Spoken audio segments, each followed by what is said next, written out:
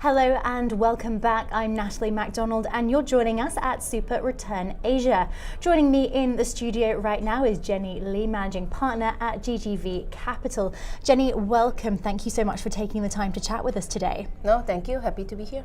So firstly, let's get stuck in really. And Jenny, can you tell me, how has the tech ecosystem fared in China? Yeah, so the technology scene in China has developed quite substantially in the last 15 years.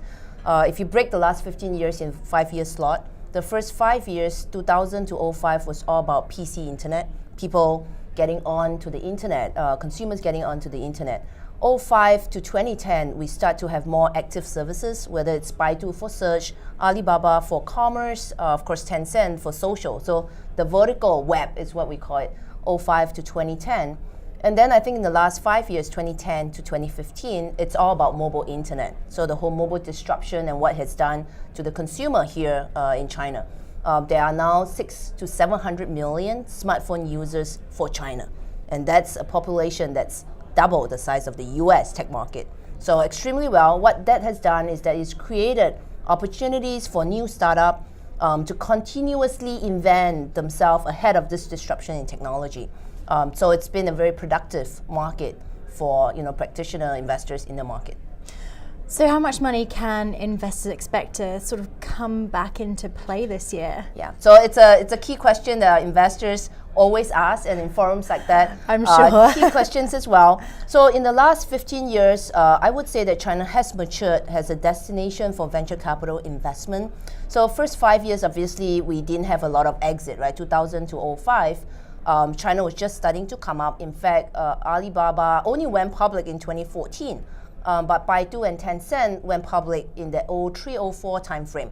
So we started to see capital come back 05-06. It accelerated with a bunch of new IPOs in the US market between the 06 to 2010 timeframe. Companies like Shenda for gaming, China for travel, and then you have 51 jobs for HR, for example, so vertical. And then 2010 to 2015, I think the whole act of let's be public in the US or let's be public in domestic is mainstream discussion. And on top of that, you have M&A exits as well. So with the exit options becoming more varied, definitely our investors are seeing capital come back from China. Just to give you an example, so for our firm, the first 10 years, 2000 to 2010, we returned our first billion to our investors. And then it took us 5 years, 2010 to 2015, to return the second billion. And if I look at this year, 2016, we are close to returning $500 million. So just from the rate of return, it's a representation, obviously, of the exit environment in the market. And I would say, hopefully, a good proxy for the type of returns that you can see coming out from this market. Should investors be going back to market then? So I would say that from a GP perspective, whether they should continue to fundraise, I would say that GPs should fundraise when their fund gets to the right timing, because for the GPs, our main job is about investment. It's about finding the right deal. And so I always say, when you go to battle, you have to have your warehouse full of bullets and grains. And so capital is a key component to whether we can find the right company. And when we find the right company, do we have the right and enough capital to get to be able to invest in those companies? So yes, when your fund life is at that cycle, but no, don't always be fundraising, because our core job is on the ground finding the next new category leaders.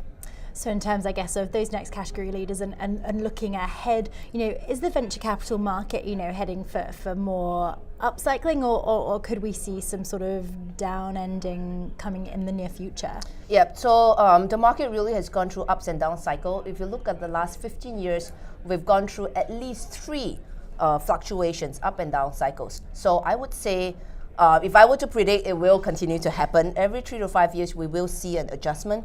In fact, right now in 2016, starting as far back as late 2015, the market has started to turn south. It's in a cooling period where the pace of investment, the size of investment, the valuation has, I would say, tapered off.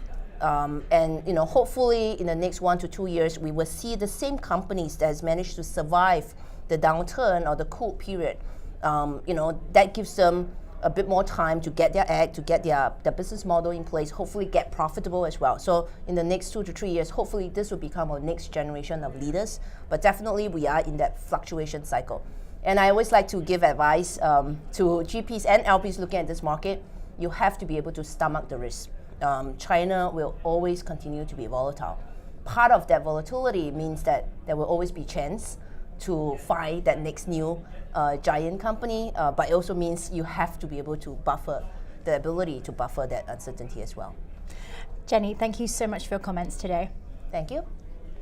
Jenny Lee, their managing partner from GGV Capital, talking about stomaching the risk in the China market. You can find more interviews with industry insiders. Just follow the hashtag SRAsia. I'm Natalie MacDonald. Goodbye for now.